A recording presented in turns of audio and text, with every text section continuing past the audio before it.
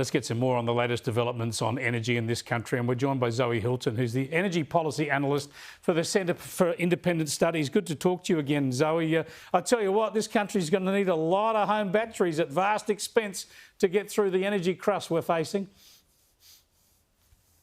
Yep, the Australian Energy Market Operator, in their integrated system plan, which is the government's plan to meet net zero by 2050, they rely on a whole bunch of home batteries, and most of those home batteries are actually going to be controlled centrally by a central operator, apparently. So they're expecting consumers to buy these batteries, install them, and then hand the keys back over to the grid. And so, of course, because consumers don't want to do that, because batteries are very expensive, and anyone buying a battery does it because really they want their own autonomy, that means that the government has to hand out even more subsidies. And so, of course, we've seen a pretty big uptick in battery uptake purely because the government is giving people money hand over fist for this technology. Yeah, well, that's extraordinary. I mean, that's what would convince me all this works, if you have solar panels and batteries and people go off grid.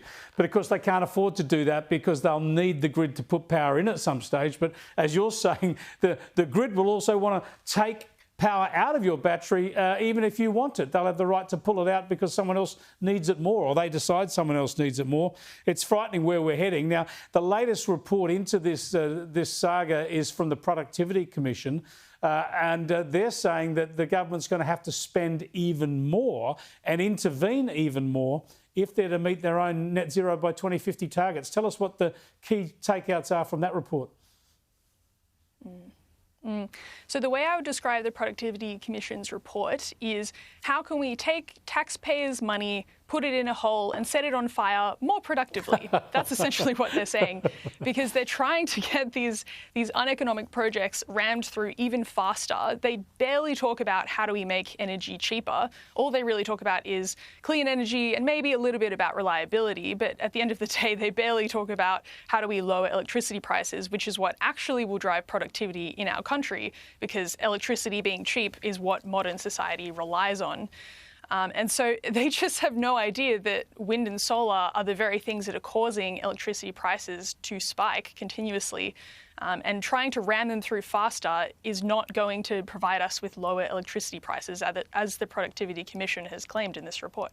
This is the problem, isn't it? Whether, say, EMO or the Productivity Commission, all policy is directed at those net zero targets instead of the targets that we need, which are reliable energy and affordable energy. Exactly. And we, like the Australian Energy Market Operator, they actually don't really know whether we're going to have all of the tech in place for reliability. Like they're just at this point thinking, okay, we need to think about a plan, to do some modelling, to then get a plan, to have maybe synchronous condensers or these different kinds of technology in place. But they don't actually know at exactly which points we're going to have to make which investments. And so it's all going to be a big mess. And there's a pretty decent chance we're going to end up like Spain, with having a massive blackout because we're continuously eroding the stability in our grid. It's frightening. It's already a big mess. It's getting worse. Thanks for joining us, Zoe. I appreciate it.